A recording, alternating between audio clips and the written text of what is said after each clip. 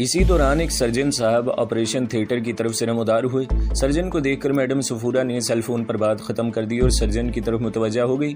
Senior surgeon और madam के दरमियान इंग्लिश में जो बातचीत हुई वो कुछ इस तरह थी। हाँ प्रोफेसर साहब, अब क्या कहते हैं आप? पेचीदगी बढ़ रही है मैडम, गुर्दे भी मुतासिर हुए हैं, एक बड़े ऑपरेशन की ज़रूरत है, लेकिन बात पूरी कीजिए प्रोफेसर। मैडम की आवाज़ में गरज थी। मैं नहीं समझता कि ऐसे वक्त में प्रोफेसर इशफाक शाह से बेहतर कोई सर्जन मिल सकता है। मेरी बेलाग राय है कि कम से कम पाकिस्तान में ऐसे ऑपरेशन का रिस्क सिर्फ वही ले सकते हैं। तो कहाँ हैं वो? कितनी देर में यहाँ पहुँच सकते हैं? वो शायद एक हफ्ते में भी ना पहुंच सके। वो मॉन्ट्रियल में है, एक मेडिकल कॉन्फ्रेंस में शिरकत के लिए गए हैं। क्या तुम समझते हो प्रोफेसर कि वो शख्स बेहतरीन है? मैडम ने आपसे तुम पर उतरते हुए कहा।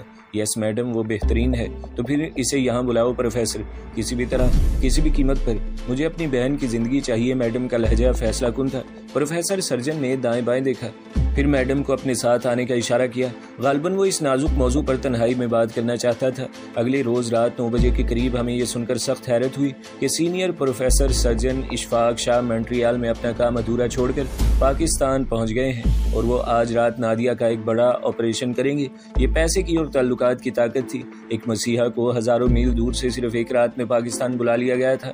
इतना तवील सफर करके वो यहाँ आते साथ ही मसीहाई में मसरूफ हो गया। मेरी इतला के मुताबिक नहायत मुश्किल ऑपरेशन रात 11 बजे शुरू हुआ और सुबह 4 बजे तक जारी रहा।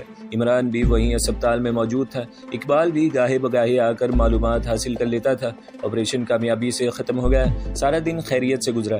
ताहम अगले रोज शाम को पता चला कि नादिया की हालत बदस्तूर नाजुक है। इसके निचले धड़ ने हरकत करना बंद कर दिया है। डॉक्टर इसके लिए परेशान थे। रात 11 बजे के लगभग इमरान और इकबाल खबर गिरी के लिए फिर अस्पताल चले गए। मैं घर में ही रहा। मैं नादिया के बारे में ही सोच रहा था। इस जैसी सफाक औरत के लिए मेरे दिल में हमदर्दी का कोई गोशा नहीं था। मैं दूसरे जाविये से सोच रहा था। सर्कस के स्पेशल शो में इसे जिस तरह गोली लगी थी वो वाकई हैरान कुन था। इसे गोली लगने का इम्कान बहुत कम था, लेकिन इसे गोली लग गई। ये एक इत्तेफाक था जो हो भी सकता था और नहीं भी। बाहर तौर इसके ना होने के इम्कान ज्यादा थे। पता नहीं क्यों मुझे इसमें किसी अनोखेपन का एहसास मुसलसल हो रहा था। मैंने इस बारे में इकबाल से भी तबादला ख्याल किया था। इसने भी फकत हैरानी ही जाहिर की थी। इसके साथ साथ वो इस बात पर खुश भी था कि बहुत कम चांस होने के बावजूद नादिया को करार वाकई सजा मिली है। इकबाल से बात करके भी मुझे यही लगा कि सब कुछ वैसा नहीं है जैसा उस रात नजर आया है। इसमें कोई छोटा मोटा फेर जरूर है। शायद इमरान और इकबाल वो फेर मुझसे छुपा रहे हैं। मेरा जहन मुख्तलिफ अंदाज में और मुख्तलिफ इतराफ में सोचता रहा। कहीं ऐसा तो नहीं था कि खेल में इस्तेमाल होने वाले खास रिवॉल्वर में कोई टेम्परिंग की गई हो या रिवॉल्वर की लोडिंग में किसी तरह का कोई चक्कर चलाया गया हो, मगर इसका इम्कान ना होने के बराबर था। खेल के दौरान में इमरान और अब्बास समेत इस रिवॉल्वर को किसी ने हाथ नहीं लगाया था। इसी रिवॉल्वर से पहले भी 6-7 अफराद खेल चुके थे। फिर नादिया ने अपने हाथ से रिवॉल्वर में गोली रखी थी। इसे खुद चेक किया था। इसने अपने हाथ से रिवॉल्वर की चरखी कई मरतबा घुमाई थी। सिराज के सिवा इस मामले में किसी शख्स ने किसी तरह के शक का इजहार नहीं किया था। सिर्फ इसने कहा था कि जिस रिवॉल्वर से नादिया को गोली लगी इसे चेक करना चाहिए। कहीं सर्कस वालों ने इसमें तो कोई गड़बड़ नहीं की। वो सर्कस वालों की बात कर रहा था, लेकिन जाहिर था कि इसकी मुराद इमरान से है। बहरहाल इसकी बात पर अभी तक किसी ने कान नहीं धरे थे। मैं सोचता रहा और कमरे में टहलता रहा। इसी दौरान में लाइट चली गई। साइड टेबल पर एक बड़े साइज की मोमबत्ती मौजूद थी। मैंने इसे रोशन करना चाहा मगर माचिस नहीं मिली। इमरान की जेबों में अक्सर लाइटर मौजूद रहता था। मैंने वार्डरोब में टटोल कर इसकी जेब तलाश की। ये बहुत से कपड़ों के नीचे पड़ी थी। लाइटर के लिए इसकी जेबें टटोलते हुए अचानक मेरी उंगली एक सुराख के अंदर चली गई। ये सुराख इसकी कीमती जैकेट के सामने की तरफ मौजूद था। मैं हैरान हुआ। इस दौरान में एक जेब से लाइटर और सिगरेट का पिचका हुआ पैकेट भी मिल गया। मैंने मोमबत्ती रोशन की। ये जैकेट जदीद फैशन की थी। सामने की तरफ चमकीली स्टील के छोटे छोटे रिंग से लगे हुए थे। ये सुराख ऐसे ही एक रिंग में मौजूद था और बाद यूं नजर में दिखाई नहीं देता था। मैंने इस सियाह जैकेट को मोमबत्ती के बिल्कुल करीब किया और ध्यान से देखने लगा।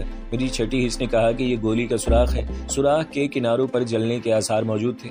यकायक मेरी रगों में खून सनसना उठा। इमरान आजकल यही जैकेट पहन रहा था, मगर पिछले 2 दिन से ये जैकेट इसके जिस्म पर नजर नहीं आई थी। मेरे अंदाजे के मुताबिक इसने जैकेट आखिरी बार इसी रात पहनी थी जब हम इसके साथ सर्कस गए थे और स्पेशल शो हुआ था। एकदम एक मंजर अपनी पूरी जुजियात के साथ मेरी निगाहों के सामने आ गया। ये वही स्पेशल शो का मंजर था। स्टेज पर रिवॉल्वर वाला गेम हो रहा था। नादिया कुर्सी पर बैठी थी। रेफरी और इमरान इससे बस 3-4 फीट के फासले पर मौजूद थे। इमरान ने यही जैकेट पहन रखा था। हाँ, यही जैकेट। इमरान के दोनों हाथ हस्बे आदत जैकेटों की जेब में थे ओ माय गॉड, मेरे होंठों से बेसाख्ता निकला और मुझे अपना सर घूमता हुआ महसूस हुआ। मेरी फटी फटी नजरें बदस्तूर चरी जैकेट की जेब के सुराख पर जमी थी। तो क्या इस रात जैकेट में रिवॉल्वर मौजूद था और इस रिवॉल्वर से गोली चलाई गई थी, एक ऐसी गोली जिसका रुख नादिया की तरफ था। मेरा गला खुश्क हो गया। मैं बेदम सा होकर सोफे पर बैठ गया। मैं जानता था कि इमरान की नजरें उकाबी और इसका निशाना बेखता है।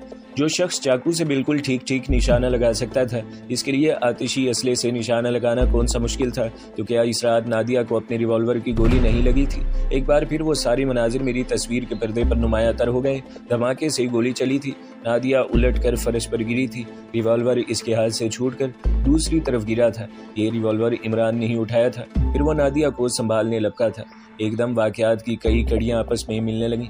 मेरे दिल ने पुकार कर गवाही दी कि हाँ, इस रात जरूर कुछ अनोखा हुआ था। शायद एक शोबदा जिसने बहुत से लोगों की नजरें बंद कर दी थी। ट्रिगर नादिया ने दबाया था, लेकिन गोली कहीं और से चली थी और इस काम की टाइमिंग इतनी दुरुस्त थी कि किसी को पता नहीं चला था, शायद ट्रिगर दबाने वाले को भी नहीं। मेरी हथेलियां पसीने से नम होने लगी। मैंने लाइटर वापस जैकेट की जेब में रखा और जैकेट को कपड़ों के नीचे रख दिया, इसी तरह जिस तरह वो पहले पड़ी थी। मैं बेकरारी से कमरे में टहलने लगा। अगर इमरान ने वाकई ऐसा किया था तो बहुत बड़ा रिस्क लिया था। मैं मुख्तलिफ जावियों से सोचने लगा। इनमें से एक जाविया ये भी था कि अगर फर्ज मुहाल नादिया वाले पिस्तौल की गोली भी चलती तो क्या होता। क्या 2 गोलियां नादिया को लगती। मैं जितना सोचता रहा था इतना ही उलझ रहा था, लेकिन मेरा ये शक बतदरीज पुख्ता यकीन में बदल रहा था कि इस रात डबल गेम हुआ था और ऐसा डबल गेम इमरान जैसा शख्स ही खेल सकता था। धीरे धीरे एक अजीब तरह का हिरास मेरे असाब पर सवार होने लगा। मुझे लगा कि अगर किसी तरह मैडम सफूरा बात की तह तक पहुंच गई और इसे पता चल गया कि नादिया की मौत के मुंह में पहुंचाने वाले हम हैं, तो वो कयामत बर्पा कर देगी।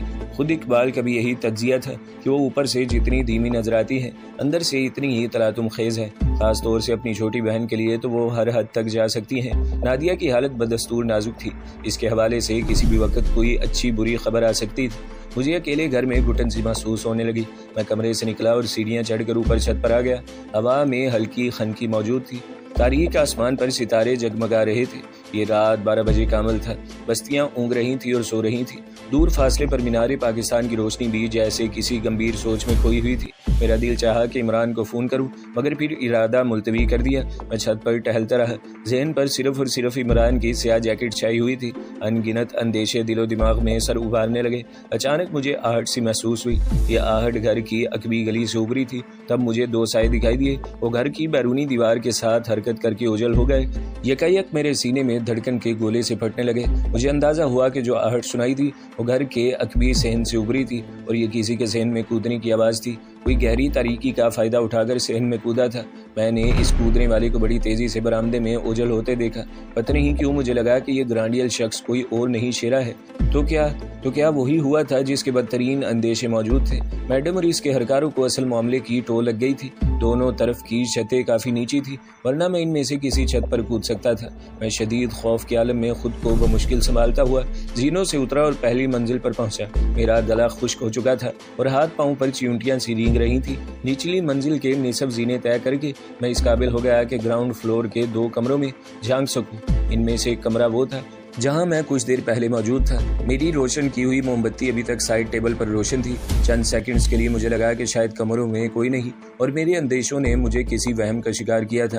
ताहम कुछ देर बाद ये खुशफहमी मुकम्मल तौर पर दूर हो गई। मैंने कमरे में 2 साए देखे। इनमें से एक के हाथ में पिस्टल था। वो बड़े चौकस अंदाज में दरवाजे की तरफ रुख किए खड़ा था।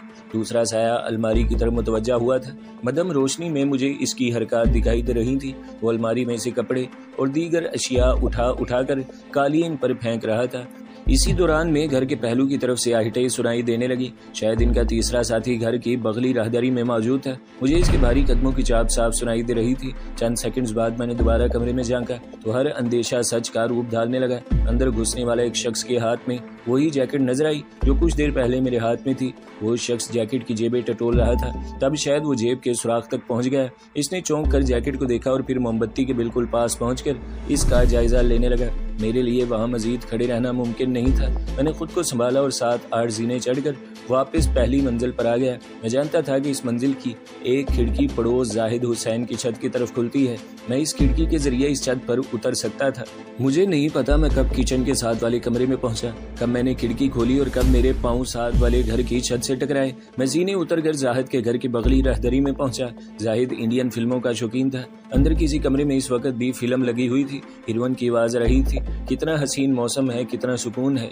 मेरे लिए ये रात और इस रात की ये घड़ियां क़यामत सुगरा से कम नहीं थी। इर्द गिर्द की हर शय मुझे अपनी निगाहों में घूमती महसूस होती थी और सांस सीने में समा नहीं सकती थी। चंद सातों के लिए मेरे जहन में आया कि जाहिद को मदद के लिए पुकारूं, मगर फिर मैंने ये इरादा बदल दिया। मैं जानता था कि घर में जाहिद और इसकी बीवी और एक छोटे बच्चे के सिवा और कोई नहीं होगा, और ये तीनों इस काबिल नहीं थे कि शेरे और इसके गुमाश्तों के खिलाफ मेरी फौरी मदद कर सके। मैं राहदरी से गुजरा और दरवाजा खोलकर बाहर निकल गया। मेरे जहन में सिर्फ एक ही बात थी, मैं जल्द से जल्द इस जगह से दूर चला जाऊं।